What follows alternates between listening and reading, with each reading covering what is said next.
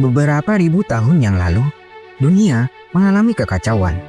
Manusia, iblis, roh dan dewa saling berperang. さらなる絶望を味わわせてやろう。させない。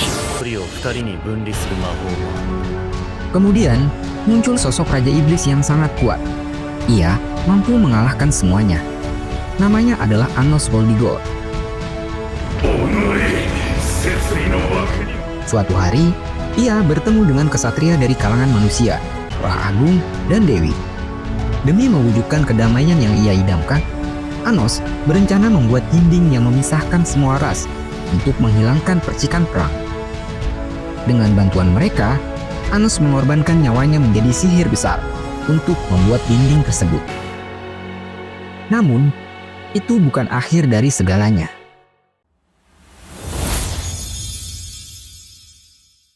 Cerita dimulai ketika Anos Voldigod berhasil bereinkarnasi. Ia terlahir kembali di kalangan keluarga biasa. Ayahnya bernama Gustav Voldigod. Ia merupakan seorang pandai besi yang membuat senjata. Sedangkan ibunya bernama Isabella Voldigod. Ia adalah sosok wanita yang cantik. Anos saat ini berusia 1 bulan. Namun, ia telah tumbuh besar menjadi sosok pemuda tampan. Suatu hari, Anos pergi ke Delhade untuk masuk ke Akademi Raja Iblis. Saat di perjalanan, ia bertemu dengan seorang gadis cantik. Namanya adalah Misha Nekron. Mereka pun berkenalan satu sama lain. Setelah itu, mereka berdua berjalan bersama menuju akademi. Namun, saat mereka hendak masuk, ada salah satu murid dari kalangan bangsawan yang menghalangi mereka. Murid itu bernama Zephès dari keluarga Induk. Ia mengejek Anos karena berasal dari keluarga biasa. Namun, Anos dengan cuek mengabaikannya. Zephès pun marah. Ia kemudian mengancam Anos dengan sihir api yang selalu ia banggakan. Tapi dengan tiupan manja, api tersebut langsung padam. Zephès pun terkejut dibuatnya. Setelah itu, Zephès langsung marah. Namun, dengan kekuatan pikiran Anos, Zephès tidak mampu bergerak. Kemudian, Anos pun meninggalkannya sendiri. Tak lama kemudian, ujian masuk Akademi Raja Iblis akan segera dimulai. Para peserta akan bertarung, yang kalah akan dieliminasi. Sedangkan yang menang 5 kali berturut-turut akan resmi menjadi murid Akademi Raja Iblis. Setelah menunggu beberapa saat, ujian pun dimulai. Anos memasuki lapangan. Tak disangka, yang akan menjadi lawan Anos adalah Zephès, orang yang tadi menghalangi Anos. Zephès mulai mengejek dan meremehkan Anos. Setelah itu, ia mengeluarkan pedang iblisnya untuk menyerang Anos. Namun, ketika hendak mengenai Anos, Zephès tiba-tiba tidak bisa bergerak. Anos mengatakan bahwa pedang iblis Zephès adalah palsu. Anos juga mengatakan bahwa mereka tidak berada di level yang sama. Bahkan, tanpa tangan dan kaki, Anos dapat mengalahkannya. Tak lama kemudian, Zephès terluka parah dan memuntahkan darah. Namun, ia mengejek Anos bahwa meski dibunuh, ia tidak akan menyerah. Kemudian Anos pun membunuhnya.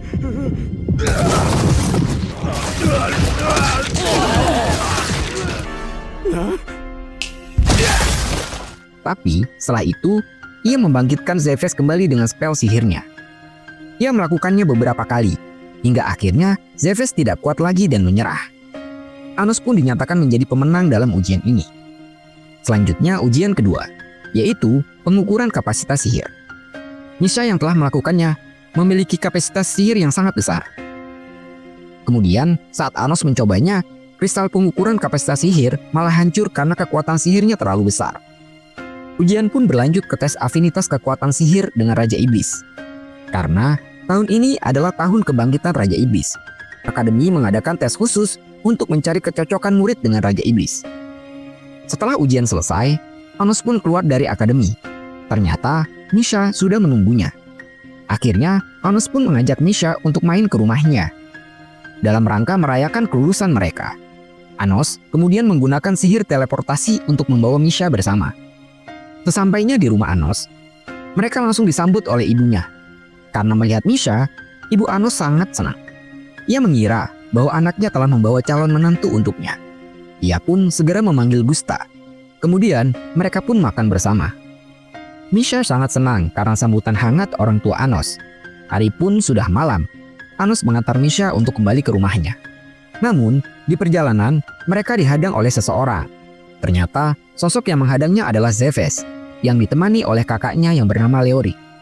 Zephès mengejek Anos, karena kakaknya jauh lebih kuat.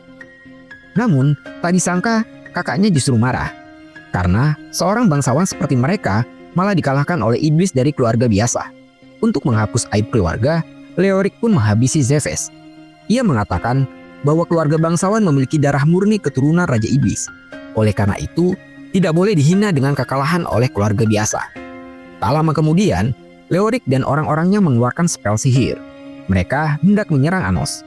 Namun, tak disangka, spel mereka dengan mudah digagalkan oleh kekuatan mata Anos. Bahkan, spelnya menjadi tak terkendali dan menyebabkan ledakan.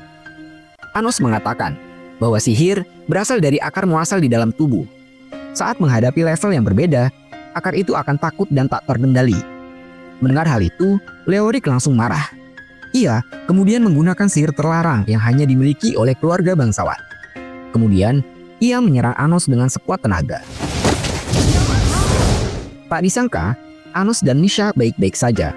Kemudian, Anos membangkitkan Zephès menjadi zombie.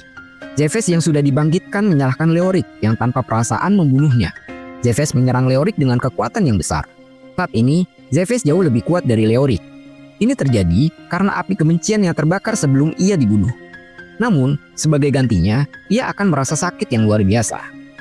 Anos memberi Leoric kesempatan untuk mengakui keberadaan Zephès. Leoric terus menolak. Sampai pada detik-detik terakhir, Leoric akhirnya memanggil nama Zephès dan mengakuinya. Tiba-tiba, bangunan runtuh dan ledakan besar terjadi. Anos menyelamatkan semua orang dan membawanya keluar. Mereka dibangkitkan kembali. Zephès dan Leoric pun mengakui kesalahan mereka. Kemudian bertanya kepada Anos, siapa sebenarnya ia? Anos pun menjawab bahwa ia adalah Raja Iblis Anos Voldigord. Di suatu pagi yang cerah, Anos dan Misha mengikuti kelas perdana mereka. Anos bertanya kepada Misha, siapakah nama Raja Iblis? Karena menyebutkan nama Raja Iblis adalah sesuatu yang tabu, Anos kemudian membaca pikiran Misha. Ternyata, nama dari Raja Iblis Tiran adalah Avos Dilhevia. Mengetahui hal tersebut, Anos akhirnya menyadari bahwa kesalahan nama Raja Iblis telah diwariskan selama 2000 tahun belakangan ini. Ketika sedang asik mengobrol, tiba-tiba ada seorang gadis cantik yang melewati mereka. Tak lama kemudian, wali kelas datang. Ia bernama Emilia Ruthwell. Setelah memperkenalkan diri, Emilia mempersilahkan murid akademi untuk mengacungkan tangan jika berniat menjadi ketua tim. Karena ia akan membagi murid menjadi beberapa tim untuk mengikuti kompetisi yang akan segera diadakan. Salah satu murid mengacungkan tangannya. Ternyata, itu adalah gadis cantik yang tadi melewati Anos dan Misha. Gadis tersebut bernama Sasha Necron. Ia adalah kakak dari Misha. Namun, Sasha tidak pernah mengakuinya. Necron adalah salah satu keluarga dari 7 tetua Kaisar Iblis. Selang beberapa saat, Anos pun mengacungkan tangan. Melihat Anos yang memakai seragam putih, Emilia langsung mengejek bahwa keluarga biasa tidak memiliki kelayakan menjadi ketua tim karena dianggap lemah. Anos tidak marah. Ia kemudian berjalan ke depan kelas. Melihat lingkaran sihir yang sebelumnya dibuat oleh Emilia, Anos kemudian menyempurnakan sihir tersebut. Alhasil, kekuatan sihir menjadi 2 kali lipat. Melihat hal tersebut, Emilia pun kaget. Karena kekuatan Anos, akhirnya ia diizinkan menjadi ketua tim. Setelah kelas selesai, para murid dipersilahkan memilih ketua tim mereka. Anos hanya memiliki 1 orang di timnya, yaitu Misha. Tak lama kemudian, Sasha menghampiri mereka. Ia mengejek Anos karena hanya memiliki 1 orang saja yang tak berguna di timnya. Ia bahkan mengajak Anos untuk bergabung dengannya. Anos pun membela Misha yang tidak dianggap oleh Sasha. Ia pun balik mengajak Sasha ke dalam timnya untuk menemani Misha. Sasha kemudian marah. Ia mengeluarkan kemampuan mata penghancur. Namun, itu tidak mempan terhadap Anos. Setelah itu, Anos pun menggunakan mata penghancur yang lebih kuat. Sasha langsung lemas dibuatnya. Ketika sore tiba, Anos dan Misha keluar akademi untuk pulang. Namun, mereka melihat Sasha yang sudah menunggu. Ternyata, ia menantang Anos untuk bertanding secara tim. Siapapun yang kalah harus mengikuti permintaan yang menang. Anos pun setuju. Hari yang ditentukan pun telah tiba. Anos dan Sasha segera bertanding. Sasha dan kelompoknya membuat kastil besar yang memiliki pelindung sihir. Sedangkan Anos meminta Misha untuk membuat kastil. Setelah kastil berdiri, Anos pergi ke kastil Sasha untuk menyerang. Sesampainya di sana, Anos langsung mengangkat kastil tersebut. Setelah beberapa putaran, Anos melemparnya jauh. Sasha dan kelompoknya menjadi berantakan. Sasha yang marah memerintahkan timnya untuk membuat sihir api gabungan yang membentuk sebuah meriam besar. Kemudian menembakkan sihir api besar ke arah Anos. Namun, Anos hanya menjentikan api sihir dari jarinya dan berhasil menghancurkan sihir gabungan Sasha. Anos pun menang dengan mudah. Kemudian, ia mengulurkan tangannya untuk menyambut Sasha ke dalam timnya. Sasha sempat kesal, namun karena perjanjian yang sudah disepakati, ia pun setuju. Tak lupa, Anos menyanjung mata Sasha yang indah. Mendengar hal itu, Sasha pun tersipu malu. Tak lama kemudian, Anos membawa Misha dan Sasha ke rumahnya. Ketika ibu Anos melihat mereka berdua, ia sangat kaget karena mengira Anos sudah membawa kedua calon menantunya. Mereka pun makan bersama dan menikmati kehangatan keluarga. Setelah malam tiba, Anos mengantar Misha dan Sasha ke rumah mereka. Sesampainya di rumah, Sasha mengucapkan terima kasih kepada Anos. Karenanya, ia bisa berbaikan lagi dengan Misha. Sasha pun memberi ciuman lembut kepada Anos sebagai hadiah untuknya. Ketika Anos sudah pulang, Sasha dan Misha ngobrol sejenak. Mereka mengenang masa kecil. Dulu, Sasha dijauhi oleh semua orang karena memiliki mata penghancuran yang seringkali melukai orang lain. Namun, hanya Misha yang bersedia mendekati dan menemani Sasha. Akhirnya, sekali lagi, Sasha meminta maaf kepada Misha atas perlakuannya selama ini. Keesokan harinya, seperti biasa, Misha dan Anos duduk bersebelahan. Misha bertanya kepada Anos tentang hadiah yang cocok untuk diberikan kepada Sasha, karena besok ia ulang tahun. Tak lama kemudian, Sasha datang. Ia langsung duduk di samping Anos. Sasha juga mengatakan bahwa mantan anggota timnya ingin bergabung dengan Anos. Namun, ternyata Anos sudah menolaknya.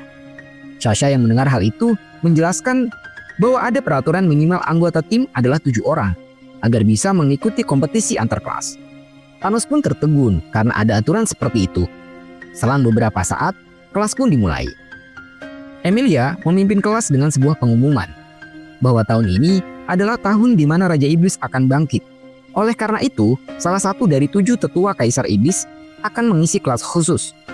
Mendengar gelar tersebut, Anos bertanya heran. Sasha kemudian menjelaskan bahwa 2000 tahun yang lalu, Raja Iblis Tirani menggunakan darahnya untuk melahirkan 7 bawahan. Mereka adalah iblis pertama yang menerima darah murni Raja Iblis Tirani. Mereka disebut sebagai 7 tetua Kaisar Iblis. Kemudian, mereka membangun akademi ini untuk mendidik Raja Iblis baru. Mendengar penjelasan Sasha, Anos semakin bingung. Kenapa kualitas akademi ini justru terlalu rendah? Selain itu, mengapa 7 mantan bawahannya memberikan kesalahan informasi atas namanya? Tak lama kemudian, salah satu 7 tetua Kaisar Iblis masuk ke kelas. Ia bernama Tuan Ivis Necron. Ketika Ivis sedang lewat, tiba-tiba Anos menyapanya. Melihat tindakan Anos, Emilia buru-buru meminta maaf. Tak disangka, ternyata Ivis telah kehilangan ingatannya sejak 2000 tahun yang lalu, sehingga ia tidak mengenali Anos. Kemudian, Anos pun langsung memegang kepala Ivis. Hal ini membuat kaget seluruh kelas. Akhirnya, Anos tahu bahwa terdapat segel sihir di kepala Ivis. Kemudian, kelas pun dilanjutkan dengan Ivis menyampaikan pengetahuan sihir kepada para murid. Setelah kelas selesai, Anos dan Ivis pun bertemu di sebuah lorong di akademi. Anos ternyata menggunakan sihir muasal Rivet. Ia memutar waktu untuk mengembalikan ingatan Ivis yang hilang 2000 tahun yang lalu. Namun, sepertinya masa lalu itu sendiri sudah diubah. Nama Raja Iblis berubah menjadi Avos Delhevia. Belum diketahui siapa dalang dibalik semua ini. Namun, Ivis belum mempercayai sepenuhnya perkataan Anos. Oleh karena itu, Ivis sementara ini bersikap netral. Keesokan harinya, akademi mengadakan ujian dungeon. Setiap murid akan menjelajahi kastil iblis Belsgade. Tiap tim akan bersaing untuk mencari alat sihir, senjata, baju besi, dan sejenisnya. Lalu akan ditukarkan dengan poin. Setiap item yang didapat akan menjadi ketua tim. Tak lama kemudian, ujian pun dimulai. Semua peserta berlarian ke dalam kastil. Sedangkan tim Anos tidak terburu-buru. Mereka berencana langsung ke lantai paling bawah untuk mengambil tongkat Raja Iblis. Itu adalah sebuah legenda yang bahkan pengajar belum pernah melihatnya. Namun, hal ini tidaklah mustahil bagi Anos, karena ini adalah kastil miliknya. Sesampainya di dalam kastil, Anos langsung membawa Misha dan Sasha ke lorong rahasia. Anos menghancurkan dinding dan jalan pun terbuka. Mereka pun berjalan menyusurinya, sampai akhirnya mereka tiba di sebuah tempat yang indah. Terdapat mekanisme sihir yang dapat menyerap matahari dan sinar bulan secara alami. Tak lama kemudian, Anos membuka sebuah pintu besar. Setelah pintu terbuka, ternyata itu adalah ruang harta karun Raja Iblis. Terdapat berbagai macam perhiasan serta senjata sihir. Di sana juga terdapat tongkat Raja Iblis seperti dalam legenda. Kemudian, Anos membawa Misha ke sebuah ruangan yang terdapat berbagai macam harta karun. Anos menyuruh Misha memilih barang yang akan dijadikan hadiah untuk ulang tahun Sasha. Misha sempat bingung, namun ketika melihat sebuah set jubah poenik, Misha langsung memilihnya. Tak lama kemudian, Misha dan Anos keluar menemui Sasha. Misha pun langsung memberikan hadiah jubah poenik kepada Sasha. Menerima hadiah tersebut, Sasha sangat senang dan berencana mencobanya. Ia mengajak Misha untuk menemaninya ganti baju. Setelah beberapa saat, Sasha pun keluar menyapa Anos yang sudah sedari tadi menunggu mereka. Namun, Sasha hanya sendiri. Ternyata, Misha sudah terluka oleh tongkat Raja Iblis yang digunakan Sasha. Tak lama kemudian, Sasha langsung menyerang Anos. Namun, serangannya dengan mudah dihentikan. Bahkan, Anos sempat menyembuhkan luka Misha. Ketika Anos hendak membunuhnya, Misha tersadar dan menghentikan Anos. Ia memohon agar Sasha dilepaskan. Tak lama kemudian, Sasha pun kabur dengan cepat. Setelah Sasha kabur, Misha menjelaskan kepada Anos bahwa ia ditakdirkan menghilang pada usia yang genap 15 tahun.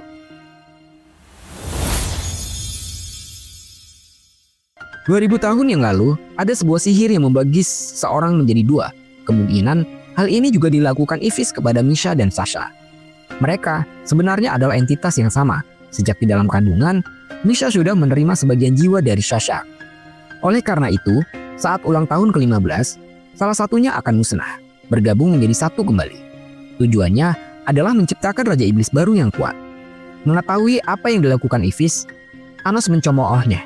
Kemudian, ia berjanji akan mencarikan solusi untuk permasalahan mereka. Hal yang harus dilakukan saat ini adalah menghentikan Sasha terlebih dahulu. Tak lama kemudian, Anos dan Misha berhasil menyusul Sasha. Misha bertanya kepada Sasha apakah ia membencinya. Namun, Sasha tidak menjawab. Ia malah menantang Anos untuk bertarung dengan menciptakan lingkaran sihir. Anos harus mengendalikan lingkaran sihir tersebut agar ia menang. Anos mengatakan jika ia menang, Sasha harus menjawab pertanyaan Misha tadi. Tak lama kemudian, lingkaran sihir pun aktif. Sasha ternyata membuat sihir tersebut untuk menyatukan mereka kembali. Sasha ingin mengorbankan nyawanya. Ia sengaja memprovokasi Misha agar mau membunuhnya. Namun, Misha justru menolaknya. Ia bersikeras mengorbankan nyawanya agar Sasha tetap bisa hidup. Saat Misha sudah pasrah, Anos mengatakan bahwa ia memiliki solusi. Anos akan mengirim roh mereka ke 15 tahun yang lalu dengan sihir Revive. Jika ada dua roh baru, maka setiap roh akan bergabung dengan Misha dan Sasha. Akhirnya, mereka akan menjadi dua individu yang berbeda. Yang perlu mereka lakukan adalah mengubah pandangan asal mula terhadap mata iblis mereka. Hal ini hanya bisa dilakukan oleh Raja Iblis, dan Anos meminta mereka percaya bahwa ia adalah Raja Iblis yang telah terlahir kembali. Saat sihir sudah siap, tiba-tiba Iphis muncul dan menusuk Anos dengan pedangnya. Ia berusaha menghalangi proses penyelamatan Misha dan Sasha. Ia berharap mereka dapat bersatu dan menjadi wadah dari Raja Iblis yang baru. Namun, Anos menegaskan, ia tidak butuh wadah, karena ia sudah terlahir kembali. Anos pun menghempaskan Iphis dengan mudah. Kemudian, ia mengaktifkan sihir Revive-nya untuk mengirim Misha dan Sasha. Tak lama kemudian, ketika sihir Anos sudah aktif, muncul sosok yang mengaku sebagai dewa pelindung waktu. Ia bernama Eugo Laravias. Dalam beberapa saat, sang dewa mengambil Iphis yang tadi sudah dikalahkan. Kemudian menganugerahkan Iphis kekuatan dewa untuk membunuh Anos.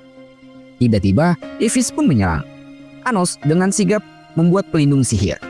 Namun, tak berhenti di situ, Ivis juga menggunakan pedang sabitnya untuk menusuk Anos. Ketika Ivis senang karena telah berhasil membunuh Anos, sang Raja Iblis, tiba-tiba Anos muncul dari belakangnya. Ia kemudian dengan cepat menjauh. Lalu tak lama kemudian, Ivis mengeluarkan sihir yang menghentikan aliran waktu. Namun, serangan sihir Ivis tidak berpengaruh terhadap Anos. Walaupun ia terus menyerang, tapi serangannya sama sekali tidak berarti. Ketika melihat bahwa Misha dan Sasha berhasil dengan sihirnya, Anos pun mulai serius menghadapi Ivis.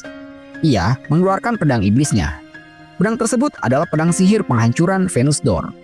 Anos pun mengayunkan pedangnya dan menebas Ivis sampai hancur tak tersisa. Setelah itu, Anos membangkitkan Ivis kembali. Ivis yang telah memulihkan sebagian ingatannya pun meminta maaf kepada Anos. Ternyata selama ini tubuhnya sudah diambil alih oleh seseorang. Untuk mengungkapnya, Anos sengaja memalsukan kematian Ivis di sini. Ia menugaskan Ivis untuk menyelidiki semuanya, terlebih terhadap 6 tetua kaisar iblis lainnya. Setelah menunggu beberapa saat, akhirnya Misha dan Sasha berhasil menjadi 2 entitas yang berbeda. Mereka pun sangat bahagia.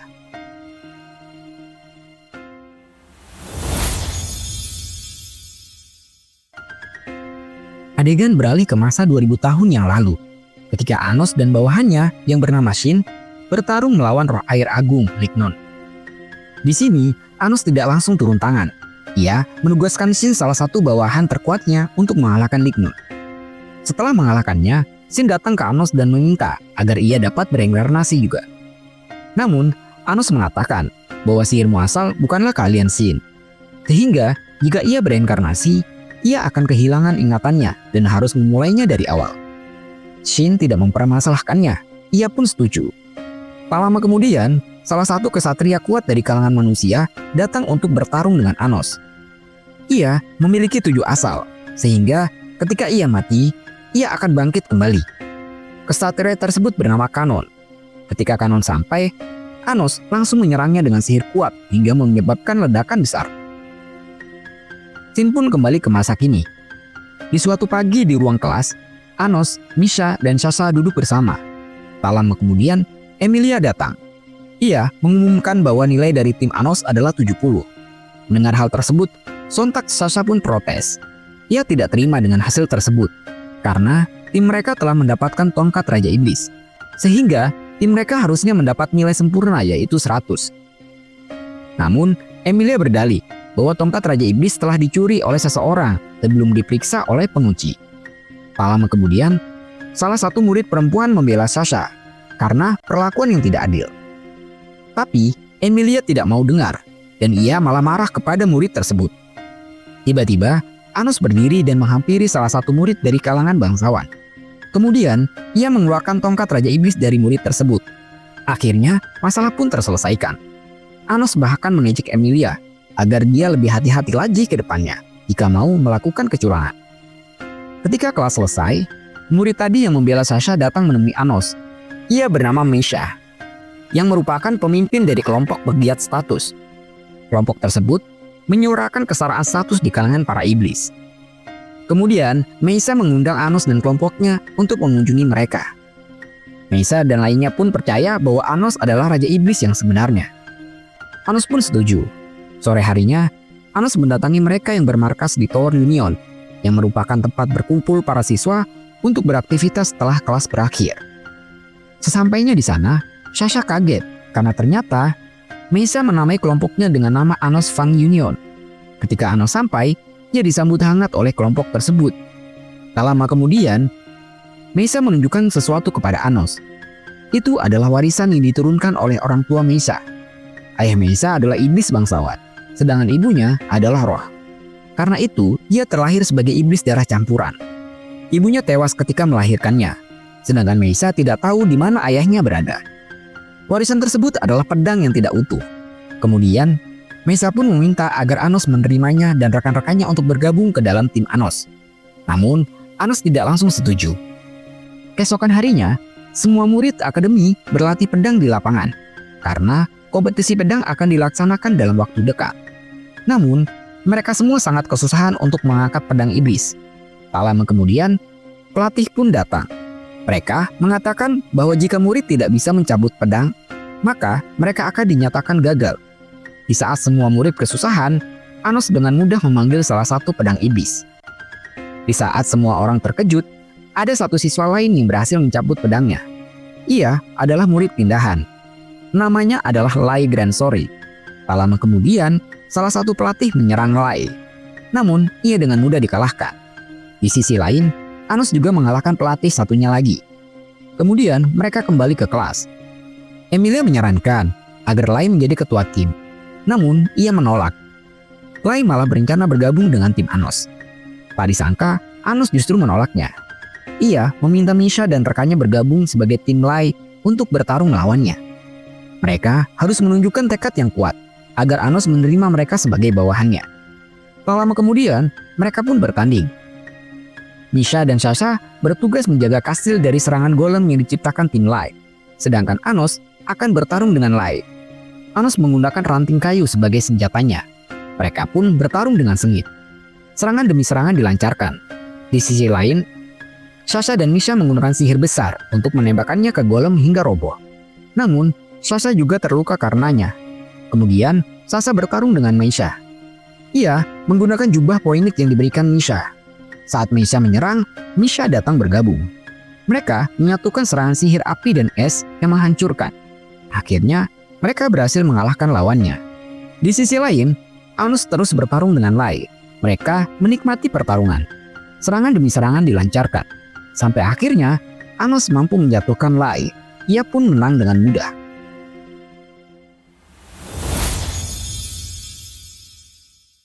Setelah pertandingan yang melelahkan, Anos mengajak Lai dan lainnya ke rumah untuk makan malam.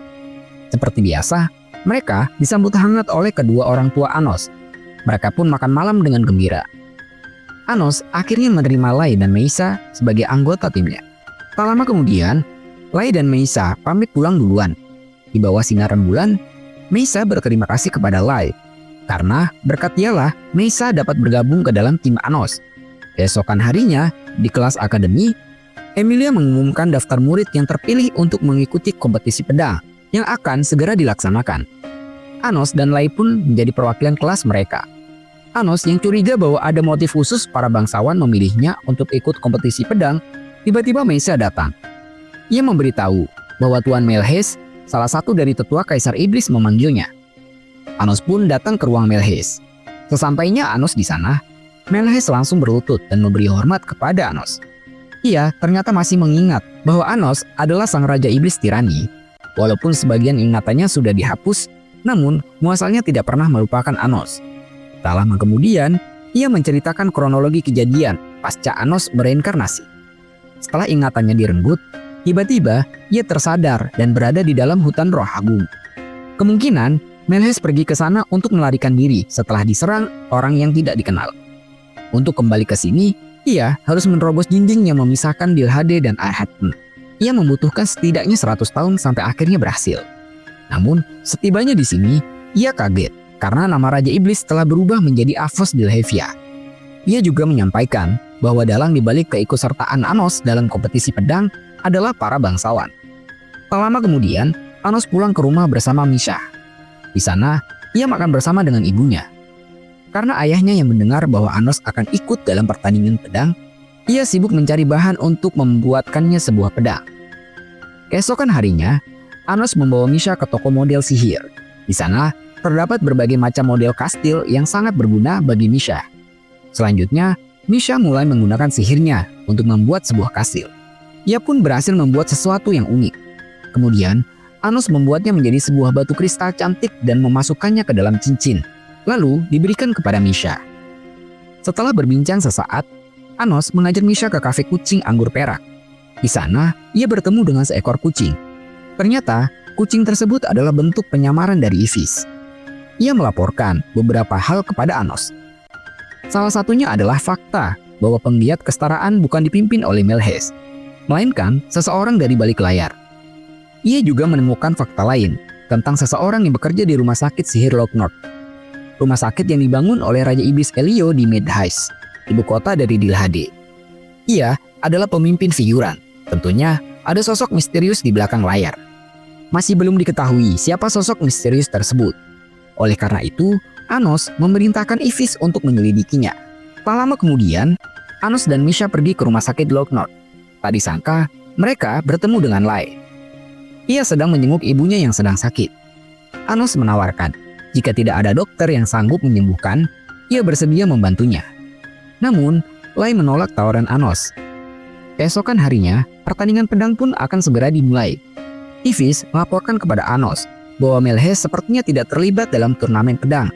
Namun, ada dua sosok yang terlibat, yaitu Gaios dan Yedor dari 7 tetua Kaisar Iblis. Mereka sudah menyiapkan perangkap untuk Anos dalam pertandingan tersebut. Ivis juga melaporkan bahwa Ibu Lai terkena penyakit roh. Saat ini dalam keadaan kritis dan hampir mati.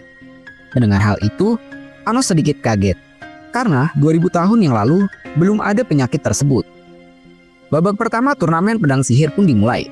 Sosok juara bertahan memasuki lapangan pertandingan. Ia bernama Krut Ludowel dari Asosiasi Pedang Sihir Locknot.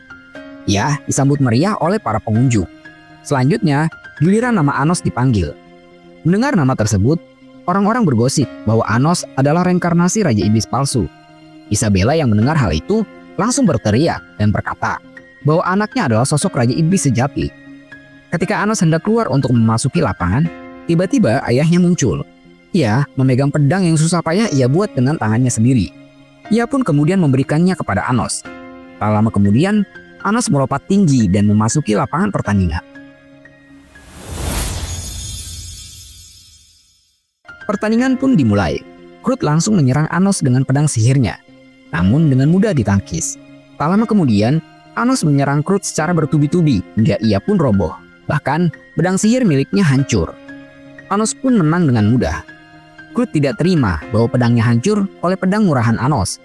Kemudian, Anos pun mengatakan bahwa ini adalah pedang yang dibuat khusus oleh ayahnya dengan segenap sihirnya. Jadi, jangan sekali-kali meremehkannya.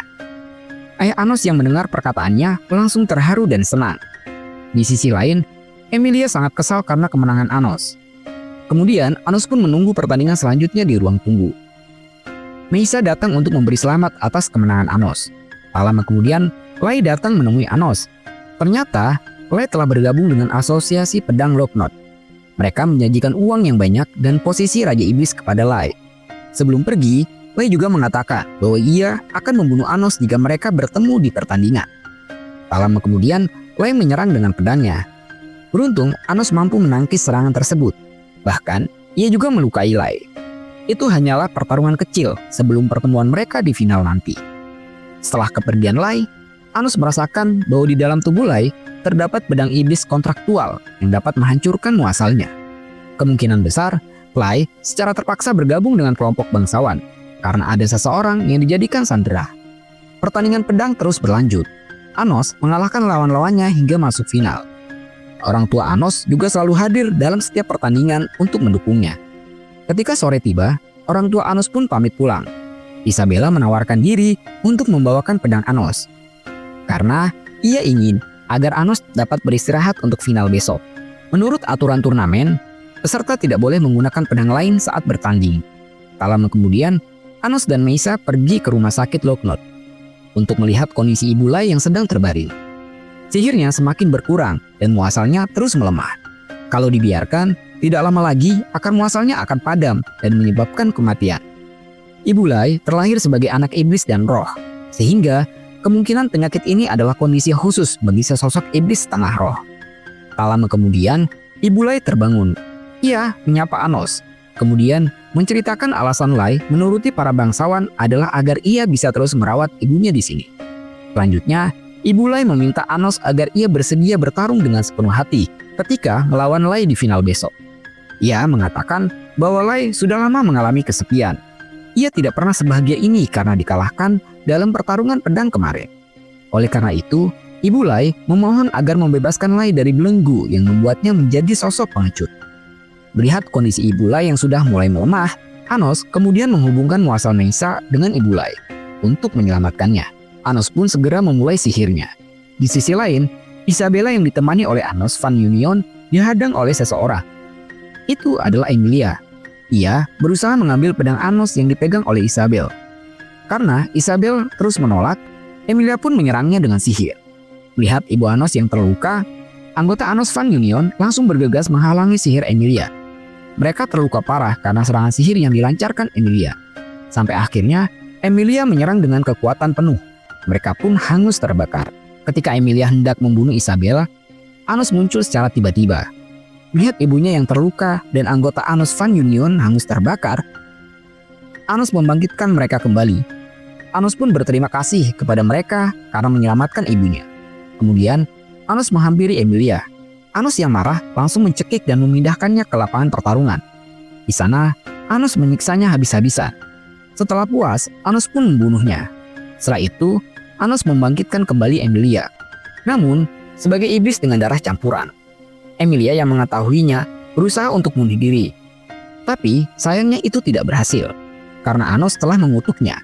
Meski Emilia mati, ia akan terakhir kembali sebagai iblis darah campuran. Di sisi lain, Meisa yang sedang berusaha mengobati Ibu Lai dengan membagi kekuatannya dikagetkan dengan kehadiran seseorang. Ternyata itu adalah Lai. Melihat kondisi Meisa yang sudah kelelahan dan memaksakan diri, Lai memukulnya hingga pingsan. Karena Lai tidak mau, karena ingin menyelamatkan ibunya, Meisa berada dalam bahaya. Hari di mana pertarungan final pun tiba. Akhirnya, Anos berhadapan dengan Lai dalam partai final. Lai dan Anos memakai gelang di tangan kirinya. Jika salah satu gelang hancur, maka peserta dinyatakan kalah. Mereka pun bertarung dengan sengit. Serangan demi serangan dilancarkan. Namun, di saat pertarungan, ternyata gelang Anos didesain khusus yang berfungsi untuk menyerap energi sihirnya. Sehingga lebih dari setengah kekuatan Anos terserap olehnya. Melihat hal tersebut, Lai pun menghancurkan kontrak pedang yang ada di tubuhnya. Hal ini mengakibatkan Lai tidak akan lama bertahan hidup. Ia ingin bertarung secara serius dengan Anos sebelum kematiannya. Pertarungan pun berlanjut dengan adu pedang yang cepat. Mereka tidak ada yang mau mengalah. Sampai akhirnya, Anos berhasil menusukkan pedangnya tepat di dada Lai. Walaupun, ia juga harus kehilangan salah satu lengannya. Tiba-tiba muncul lingkaran sihir yang membawa mereka ke dimensi lain. Ternyata, pelakunya adalah Melhes. Ia tidak sendirian. Muncul dua rekan lainnya dari 7 tetua Kaisar Iblis. Namun, Anos secara mengejutkan dapat membunuh keduanya. Tak lama kemudian, Lai pun bangkit. Ternyata, Lai dan Anos sudah merencanakan semuanya. Melhes yang merasa terpojok mengeluarkan seorang sandera. Ia adalah Ibu Lai. Melihat ibunya yang terikat rantai sihir, ia pun marah dan menyerang Melhes. Namun, serangannya dapat dihindari. Kemudian, Lai pun masuk ke dalam sihir Melhes untuk menyelamatkan ibunya. Saat ini, Melhes berhadapan 1 lawan 1 dengan Anos. Ia kemudian mengeluarkan sihir penjara yang dapat melahap segalanya. Ia menyerang Anos dengan brutal. Namun, serangannya dengan mudah dipatahkan. Tak lama kemudian, Melhes memasuki ruang sihirnya. Dari sana, ia mengeluarkan kekuatan sihir penjara untuk melenyapkan Anos dan Lai. Anos tidak tinggal diam. Ia membuat dinding pelindung untuk melindungi Lai dan ibunya. Tak lama setelah itu, Ibu Lai bertekad menjadikan muasalnya sebuah pedang roh yang akan selalu menemani Lai dalam pertempuran. Setelah merubah wujudnya menjadi pedang, Lai langsung menggunakannya untuk menebas sihir Melhes. Tak lama kemudian, serangan Lai berhasil melukai wajah Melhes yang membuatnya terkejut. Ketika Melhes hendak mengeluarkan kekuatan sihir lainnya, Anos tiba-tiba muncul di belakangnya. Melhes menyerang Anos dengan sihir pelahapnya, namun dengan mudah dihancurkan. Anos pun mulai serius. Ia mengeluarkan pedang iblisnya yang sudah lama tertidur. Dengan kekuatan yang besar, Anos akhirnya mengalahkan Melhes. Tak lama kemudian, Anos menusukkan pedangnya tepat di dahi Melhes. Ia membunuh parasit yang ada di dalam kepala Melhes. Ternyata, ia telah dikendalikan oleh sosok misterius. Setelah parasit mati, kesadaran Melhes pun kembali. Ia langsung bersujud dan meminta maaf kepada Anos. Ketika mereka kembali ke lapangan pertandingan, Anos memerintahkan Melhes untuk memanggil kedua rekannya, Daios dan Yedol. Kemudian Anos pun membangkitkan mereka kembali. Dari sisi belakang lapangan, muncul sosok misterius yang diduga adalah Alphonse de Lehevia. Ketika Anos memanggilnya, ia pergi begitu saja. Tak lama kemudian, Anos mengembalikan adegan ketika Lai terkapar karena dikalahkan. Tim medis pun segera datang untuk mengobati Lai yang terluka. Saat Lai sedang bersedih karena harus berpisah dengan ibunya, Anos tiba-tiba membangkitkan Sheila. Hal ini sangat mengejutkan Lai. Akhirnya, anak dan ibu dapat hidup bersama. Saat semua murid di dalam kelas, datang seorang guru yang bernama Historia. Ia adalah pengganti dari Emilia yang mengundurkan diri belum lama ini. Ia menjelaskan bahwa akan diadakan ujian antar akademi yang akan diadakan di Akademi Pahlawan Ascension yang berada di ras manusia. Semua murid wajib mengikutinya. Untuk mempersiapkan kunjungan tersebut, Anos mengumpulkan anggotanya untuk dilatih. Sasha dengan sekuat tenaga berusaha menyerang Anos, tapi ia justru dibombardir.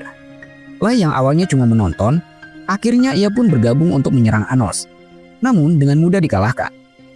Begitu pula dengan anggota yang lainnya. Mereka berusaha keras dalam latihan tersebut. Setelah sesi latihan berakhir, Anos membawa Lai ke kastilnya.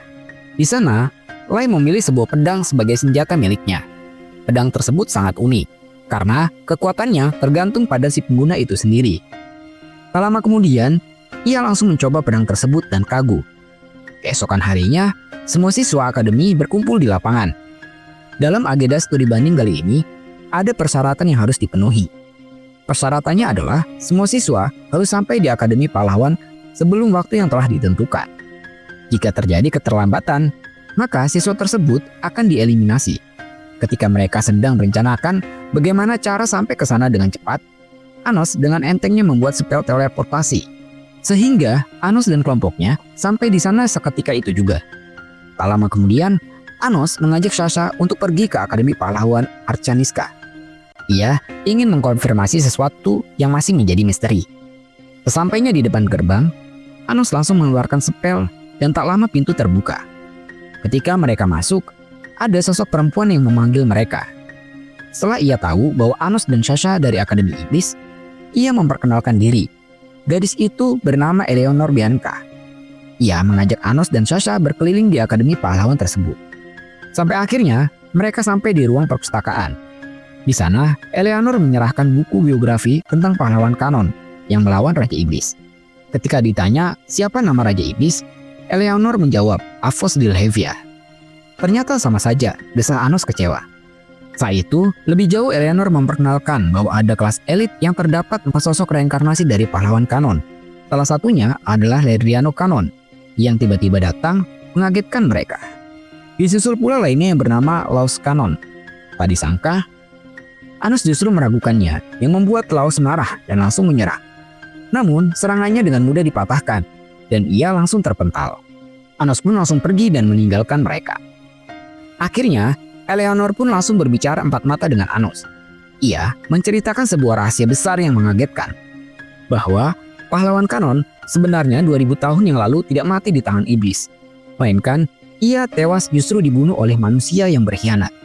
Mendengar fakta tersebut, Anos mengingat sebuah sosok di masa 2000 tahun yang lalu.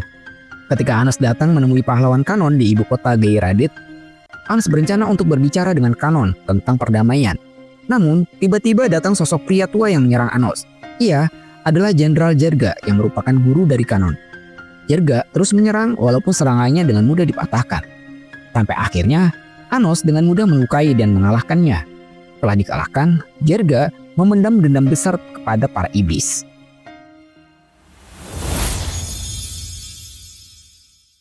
Akhirnya, para murid dari Akademi Raja Iblis sampai. Mereka sangat kelelahan karena perjalanan yang panjang. Ketika mereka melihat kelompok Anos yang sudah tiba terlebih dahulu, Historia menjelaskan bahwa mereka telah sampai di sini sejak 10 hari lalu. Tak lama kemudian, seorang murid yang bernama Raves mempertanyakan bagaimana mungkin tim Anos sampai di sini duluan. Bahkan, mereka butuh waktu 2 hari untuk sampai dengan kecepatan penuh tanpa beristirahat. Anos hanya tersenyum tipis. Raves pun mengatakan bahwa ia tidak akan pernah mengakui Anos sebagai reinkarnasi dari Raja Iblis Tirani. Setelah beberapa saat, para murid dari Akademi Iblis dan Akademi Pahlawan berkumpul di ruang kelas. Mereka disambut oleh Kepala Sekolah Akademi Pahlawan yang bernama Diego Kanon. Dalam kegiatan itu, diadakan tes antara dua belah pihak. Dari sisi kelompok pahlawan diwakili oleh Ladriano, sedangkan dari kelompok iblis diwakili oleh Raves. Ladriano langsung menunjukkan kemampuannya mengubah pedang yang rusak menjadi seperti baru, dan langsung menghancurkan patung di depannya. Sedangkan Raves mencoba mengubah tikus di dalam sangkar menjadi monster, namun selalu gagal. Bahkan ia mencoba beberapa kali, namun hasilnya tetap sama. Murid dari Akademi Pahlawan pun mengejeknya dengan sinis. Di saat itu juga, Tiba-tiba Anos berdiri dan membongkar trik licik para pahlawan yang memakai sihir penghalang, Delenos yang bisa menghalangi kekuatan sihir. Anos pun langsung menghancurkan trik tersebut. Dengan kekuatannya, ia langsung mengubah tikus tersebut menjadi monster yang menyeramkan. Tak hanya itu, Anos bahkan menciptakan pedang suci dengan sihirnya. Hal ini mustahil dilakukan oleh iblis. Disitulah akhirnya Vladriano menyadari bahwa Anos merupakan reinkarnasi dari Raja Iblis Tirani. Dengar hal itu, salah satu murid dari kalangan bangsawan menolaknya. Ia menegaskan bahwa keluarga dengan darah campuran mustahil adalah reinkarnasi Raja Iblis. Namun, salah satu murid Akademi Pahlawan mengejeknya dengan mengatakan jika ia lebih hebat dari Anos, mengapa ia tidak tampil menunjukkan kekuatannya di depan. Murid itu pun terdiam. Pada saat malam tiba, Anos di dalam kamarnya berbincang dengan salah satu bawahannya. Mereka menemukan beberapa hal setelah melakukan investigasi. Salah satunya adalah legenda tentang Ascension yang akan dilenyapkan oleh kegelapan. Dan saat itulah pahlawan kanon datang dan menjadi juru selamat yang membawa mereka ke dalam cahaya. Legenda itu seperti sengaja diciptakan untuk melenyapkan fakta pengorbanan Anos yang telah bereinkarnasi. Tak lama kemudian, Misha dan Sasha datang. Mereka mengajak Anos untuk datang melihat festival. Saat sedang jalan-jalan, mereka tidak sengaja melihat Lai dan Misha sedang berduaan. Lai membeli kalung kerang yang memiliki dua sisi yang terbelah dan memiliki tali pada masing-masingnya. Kemudian, Lai memberikannya kepada Meisha. Tidak hanya itu, Lai juga membantu memasangkan kalungnya tersebut. Ketika pagi hari tiba, Meisha yang sedang memakai kalung pemberian Lai langsung diserbu dan mendapat pertanyaan bertubi-tubi dari rekan-rekannya. Di sisi lain, Anos, Misha, Sasha, dan Lai sedang berjalan bersama. Sasha sempat menggoda Lai, namun Lai hanya tersenyum. Ternyata di balik kalung kerang yang terbelah menjadi dua terdapat sebuah legenda. Jika kalung itu diberikan kepada lawan jenis, artinya ia sedang menyatakan cintanya dan melamar gadis tersebut. Rekan-rekan Meisha pun langsung berteriak, "Kapan kalian menikah?" Tak lama kemudian, semua murid dari kedua akademi berkumpul di tepi danau. Hari ini akan diadakan ujian antar akademi. Kelompok Akademi Raja Iblis diwakili oleh bangsawan yang dipimpin Reves. Ujian dilakukan di bawah air yang terdapat kota. Reves memimpin kelompoknya membuat spell dan mendirikan kastil pertahanan. Selain itu, Reves juga mengirim tim pengintai untuk menyelidiki lawan. Namun saat penyelidikan, mereka diketahui oleh pahlawan dan langsung diserang. Tak disangka, sistem komunikasi mereka tiba-tiba terputus. Akhirnya mereka pun terpojok dan dikalahkan dengan mudah. Anos yang memperhatikan dari atas menyadari bahwa ada air suci di dalam danau yang dapat melemahkan sihir para iblis. Tak lama kemudian, tiba-tiba kelompok pahlawan berhasil menemukan kastil pertahanan siswa iblis. Reves pun memerintahkan untuk melakukan serangan. Sayangnya, serangan besar tersebut dengan mudah dipatahkan. Tak tinggal diam, para siswa dari Akademi Pahlawan melakukan serangan besar yang membabi buta. Bahkan, sangat membahayakan nyawa para murid Akademi Raja Iblis. Guru Historia berusaha menghentikannya, namun sia-sia. Tak lama kemudian, Anos mengeluarkan spell medisnya dan menolong para siswa Akademi Iblis. Reves yang terluka parah tidak dapat diobati oleh Historia, namun dengan mudah ditangani oleh Anos. Setelah itu, Anos langsung menghancurkan danau tersebut dengan kekuatan besarnya. Saking besarnya ledakan kekuatan Anos, danau itu pun porak-poranda dibuatnya. Melihat danaunya berantakan, Diego meminta agar tes pertama ini dibatalkan. Namun, 4 murid reinkarnasi pahlawan kanon menolaknya. Karena mereka sudah mempersiapkan sesuatu yang mematikan di ujian tahap kedua.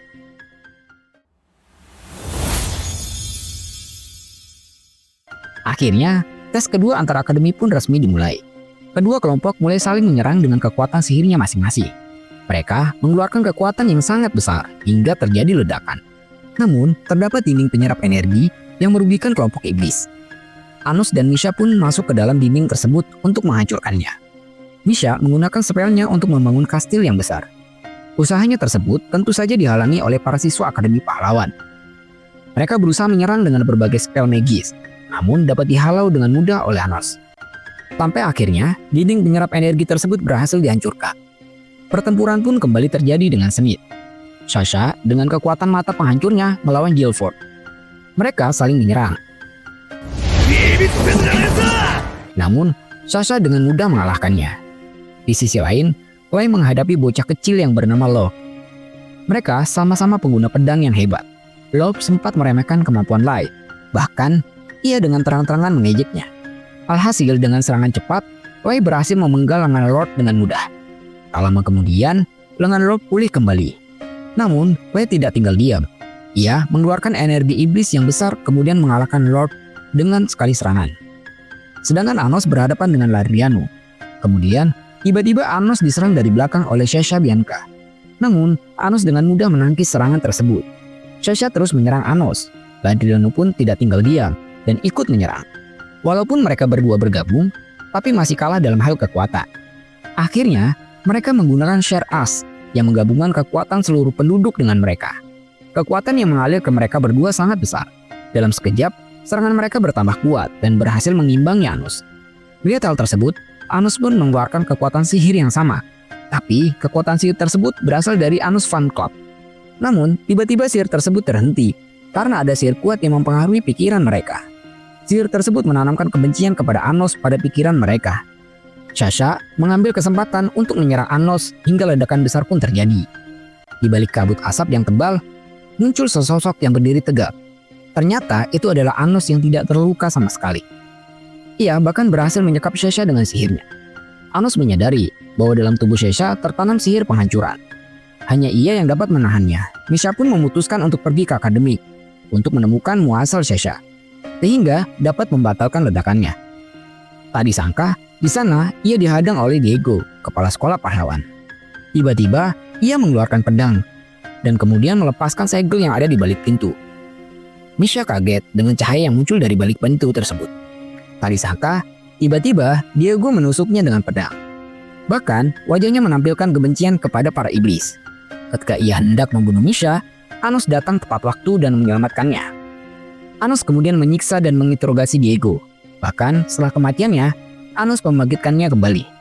Setelah menemukan jawaban, Anos mengutuknya menjadi monster. Sosok tersebut marah dan mengaung hendak meledakkan spell yang ia tanam pada Sasha. Namun gagal. Ternyata Anos sudah terlebih dahulu menghentikan waktu di sana. Setelah itu, Anos pun dengan tegas membunuh makhluk tersebut, walaupun ia memohon pengampunan.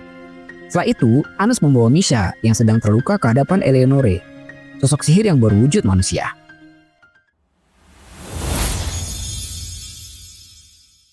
Sihir Fate yang Anos gunakan tidak akan bertahan lama. Jika dibiarkan, sihir Gavel yang disematkan oleh Diego di tubuh Jirga Kanon akan meledak. Oleh karena itu, Eleonore menawarkan diri untuk membantu.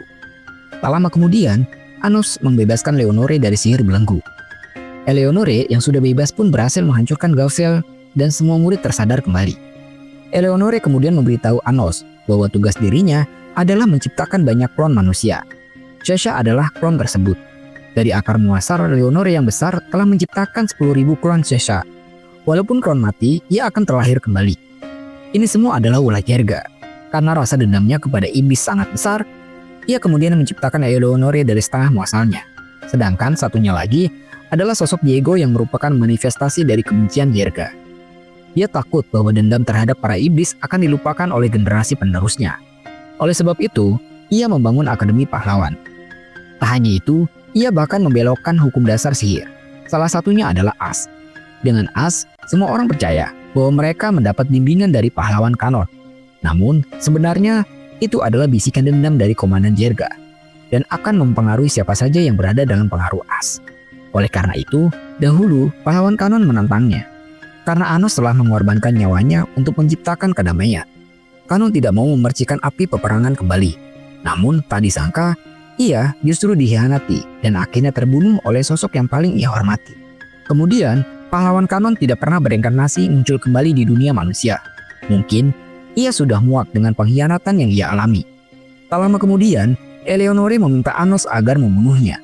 Karena ia hanya menciptakan makhluk yang tidak memiliki perasaan, hanya tahu bertarung dan akhirnya menghilang. Ia tak ingin anak-anaknya hidup dalam kesedihan. Anos yang mendengar hal tersebut, mengabulkan permintaan Eleonore agar membuat mereka bahagia. Tiba-tiba, Diego muncul. Ternyata, selama Eleonore masih hidup, ia akan dibangkitkan kembali walau sudah mati. Ia membawa pengawalnya untuk menangkap Anos. Tiba-tiba, ledakan terjadi. Muncul 3 sosok ketua Kaisar Iblis. Mereka adalah Medoin Garza, Zoro Agato, dan Eldora Zeya. Di belakang mereka, ada sosok misterius bertopeng. Ia mencabut pedang suci Evans Mana. Diego yang melihatnya mengejek mereka karena pedang suci tidak mungkin bisa dicabut oleh iblis. Namun kenyataannya berbeda. Pedang suci dengan mudah dicabut oleh sosok misterius tersebut. Diego pun langsung menyerang. Namun, ia dan pengawalnya dengan mudah dikalahkan. Tak lama kemudian, Anos berhadapan dengan mereka. Sosok misterius tersebut memperkenalkan diri sebagai Avos Dilhevia, Raja Iblis yang akan menghancurkan segalanya. Ia berencana menciptakan dunia iblis sejati yang diselimuti kegelapan. Beberapa hari kemudian, muncul hologram sosok Diego yang mengumumkan tentang iblis yang menyerang kuil dan mencuri pedang suci Evans Mana. Akan terjadi peperangan besar yang tidak dapat dihindari. Raja Iblis Tirani telah bangkit kembali dan akan memimpin iblis untuk menyerang mereka. Kemudian, Diego mengajak seluruh pahlawan untuk bertarung hidup dan mati dengan para iblis. Tak lama kemudian, 3 tetua kaisar iblis muncul dalam bentuk hologram. Mereka menyatakan bahwa akan ada pengumuman penting dari Raja Iblis Avos Dilhevia, khusus untuk bangsa manusia. Avos pun muncul dan mengatakan bahwa tindakannya 2000 tahun yang lalu merupakan sebuah kesalahan.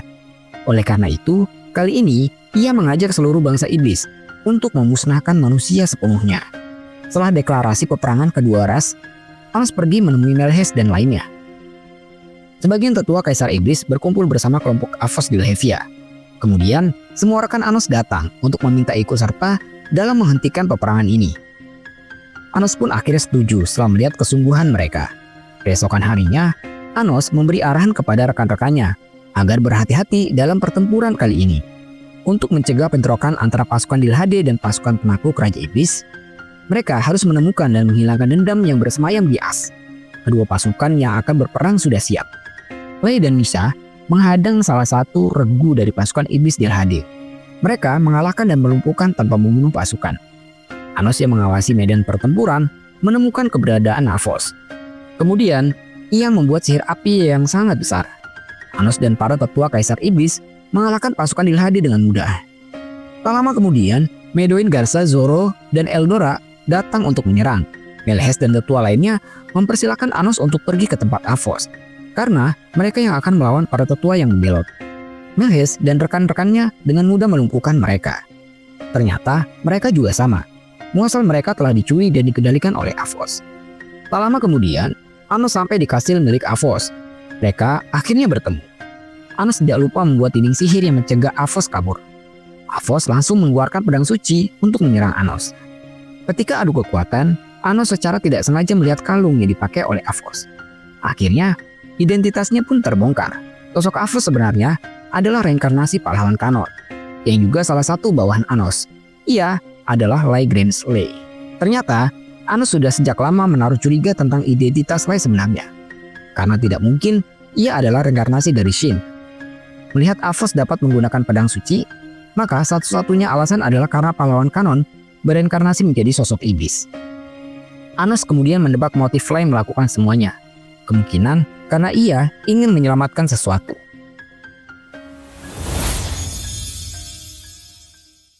Lei akhirnya menceritakan kisah di balik 2000 tahun yang lalu. Guru Jerga merencanakan sesuatu untuk melenyapkan Anos sepenuhnya. Itu adalah kesalahan fatal yang dilakukan oleh manusia. Lei yang tidak setuju dengan hal tersebut dibunuh oleh salah satu pengikut Guru Jerga. Ia kemudian ingin memperbaikinya dengan menggunakan pedang Evans Mana yang memiliki kekuatan dapat memutus takdir. Ia akan bereinkarnasi sebagai Raja Iblis. Itu sebabnya nama Anos dilupakan semua orang. Seiring berjalannya waktu, sedikit demi sedikit sejarah mulai berubah. Lalu, Raja Iblis palsu Avos Dilhevia pun terlahir. Ternyata, Lei berniat untuk mati sekali lagi di tangan manusia sebagai Raja Iblis. Karena dengan kematian Avos Dilhevia, kutukan kebencian yang tertanam di As oleh Jerga seharusnya juga akan menghilang. Setidaknya, itu yang Lei percayai. Lei juga mengatakan bahwa ia ingin menebus kesalahan manusia. Karena seperti yang dijanjikan Anos dulu, dengan kematiannya ia mampu membawa kedamaian. Sekarang giliran Lei lah yang akan berkorban untuk menciptakan kedamaian berikutnya. Akhirnya, mereka pun bertarung dengan sengit. Lei terus menyerang Anos, begitupun sebaliknya. Serangan demi serangan terus dilancarkan.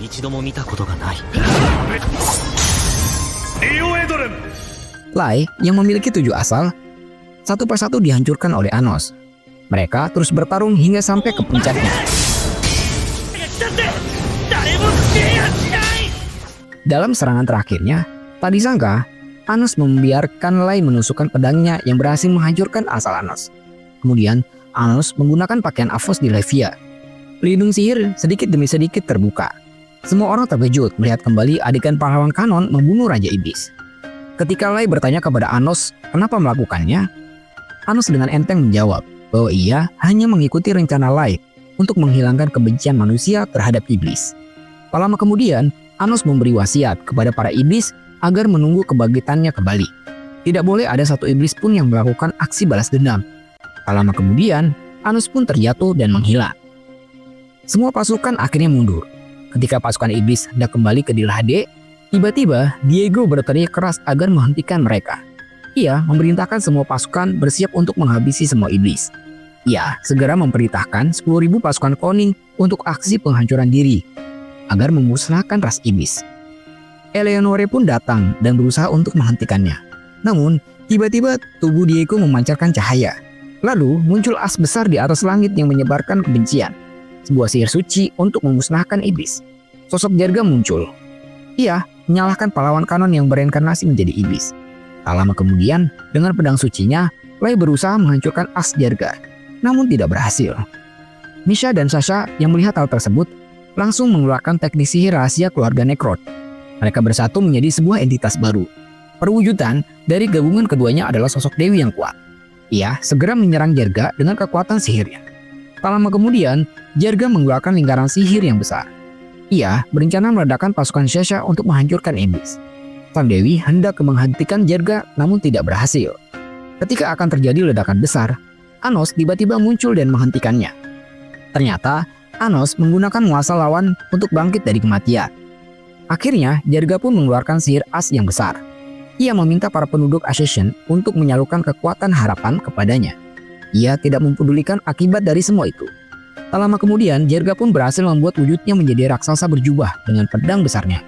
Lai dan Anos bekerja sama untuk menyerangnya. Anos bahkan mengeluarkan sihir rantai iblis untuk mengikatnya. Namun dengan mudah, Jarga menghancurkannya dengan ledakan besar yang membuat Anos sampai terluka. Anos yang terluka akhirnya bangkit.